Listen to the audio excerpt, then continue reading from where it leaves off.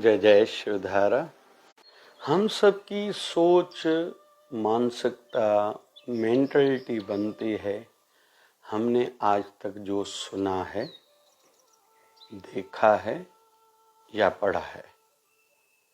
फिर हमें घर के संस्कारों से या फ्रेंड सर्कल से कैसी सोच मिली है कि किस बात को ज़्यादा देखें और कैसे लें, उस पर ही आधारित हमारी मानसिकता रहती है। मतलब मानसिकता हमारी कैसे बनती है। कुछ लोगों की ऐसे सोच बनती है, मैं किसी का कहना क्यों मानूं, कोई कुछ भी कह रहा है ये झूठ हो सकता है। कुछ लोग कहते हैं नहीं, जो कह रहा है कहीं न कहीं से सुना होगा, पढ़ा होगा, देखा होगा, तभी कह रहा है। तो मानसिकता बनने की भी एक मानसिकता रहती है, मेंटलिटी बनाने की भी, सोच बनाने की भी एक सोच, एक मेंटलिटी रहती है।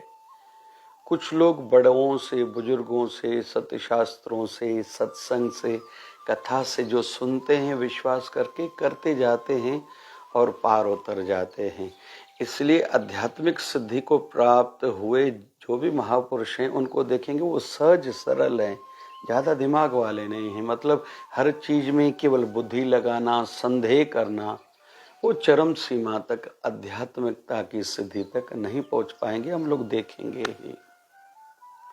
उसके विपरीत हो सकता है संसार में ये लोग तरक्की करें, लेकिन फिर ज्यादा हर चीज पर दिमाग लगाने के कारण रुक जाएंगे। आपको सिस्टम पर, आपको कर्मचारियों पर विश्वास करना ही पड़ेगा, जिनके साथ लेन देन कर रहे, व्यवहार कर रहे, उन पर विश्वास करना ही पड़ेगा। ड्राइवर पर विश्वास करना पड़ेगा, या जो भी आपका सिस्टम में व्यक्ति हैं, जितने भी आदमी हैं, सब पर विश्वास करोगे तभी तो काम चला पाओगे। आप बाहर जा रहे, घर में पीछे चौकीदार छोड़ के जा रहे, या दुकान, ऑफिस, फैक्ट्री में, तो विश्वास तो करना पड़ेगा। जो आपके कोलिग्स हैं, जो आपका अकाउंटेंट है, सीए है, लॉयर है, डॉक्टर है,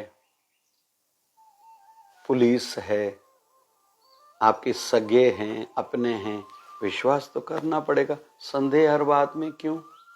तो सहज सरल हम लोग रहें।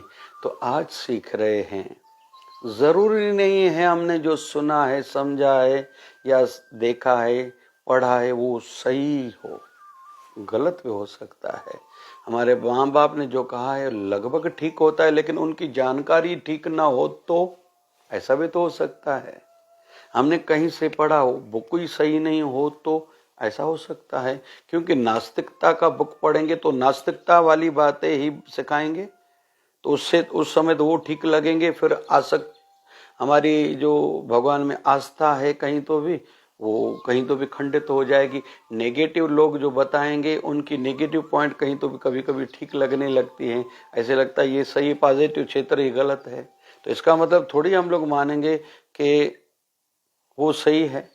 इसलिए कहते हैं सत्य शास्त्र भी पढ़ो, संतों की सानिध्य में पढ़ो, और जो भी मन में कोई संदेह आए अपने गुरुजनों से, घर के बुजुर्गों से सुनो। आध्यात्मिक है, संसार से पार उतरने का विषय है, तो संतों से छोटी छोटी बातें अपने घर के बड़ों से सीखोगे, समझोगे, सफल हो जाओगे। स्त्री पति से पूछेगी, पति संसार में कहीं तो भी उन्नत है, वो ज्यादा दुनिया देखा हुआ है, उसके कहे अनुसार करेगी तो अच्छा रहेगा ज्यादातर। और पत्नी जो घर के विषय में कह रही है, इमोशंस, भावनाओं की दृष्टि से अगर पुरुष मानेंगे तो घर व्यवहार अच्छा चलेगा। लेकिन जरूरी फिर से वही विषय है, सही ये नहीं हम लोग मान सकते वो सही होगा, क्योंकि जिसने कहा उसकी मानसिकता आधी अधूरी हो, नॉलेज आधी अधूरी हो, ऐसा हो सकता है। तो हम एक उदाहरण आज सुनेंगे रावण के संदर्भ में। रावण एक साइंटिस्ट था, उन्होंने कुंभकर्ण के साथ पुष्पक विमान बनाया था, दुनिया का पहला जहाज, ऐसी भी मान्यता है। और रावण एक वैद्य भी था।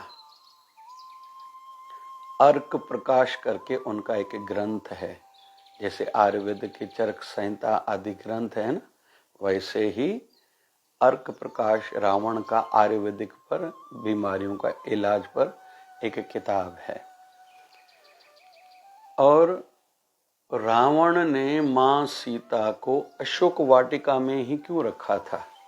चोरी लेके गया था, महल में भी अलग में किसी में रख सकता था, खुद के महल में, या चलो खुद के महल में मंदोदरी उनकी पत्नी थी, अलग एक महल बना के भी रख सकता था, लेकिन उन्होंने अशोक वाटिका में क्यों रखा?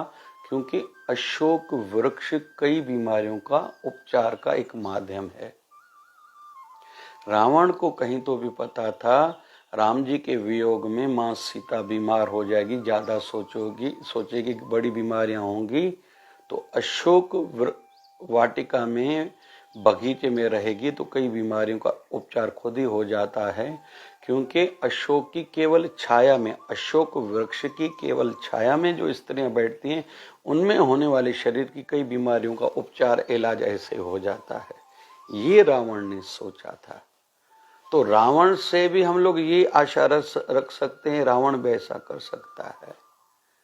कई बुरे व्यक्ति भी, जैसे असुरों में माना जाता है गयासुर, लेकिन तपस्या खूब की थी, भगवान को खुद देवताओं के कहने पर वहां आना पड़ा था। पूछा था हम यज्ञ हवन कहाँ करें, तो गयासुर ने कहा था मेरी छाती पर रखो, क्योंकि 5 कोस का उसका शरीर था, हवन कुंड रखा गया, तपस्या की गई, फिर भी मृत्यु नहीं हुई।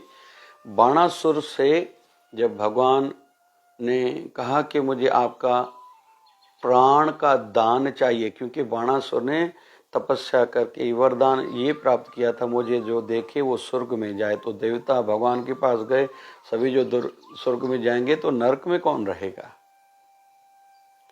तो भगवान ने फिर लीला रची थी, इसको कौन मार सकता है, इसे तपस्या करिए, है असुर दैत्य, लेकिन फिर भी इतनी शक्ति थी।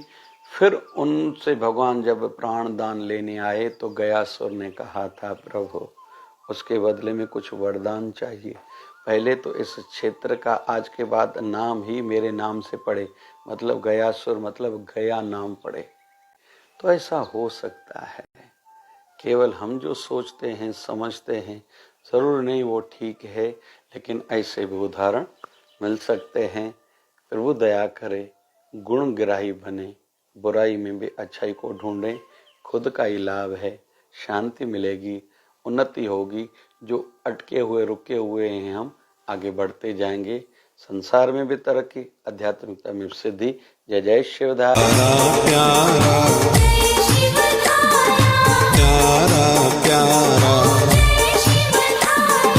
ज्ञान की धारा, नाम की धारा, सबका सहारा।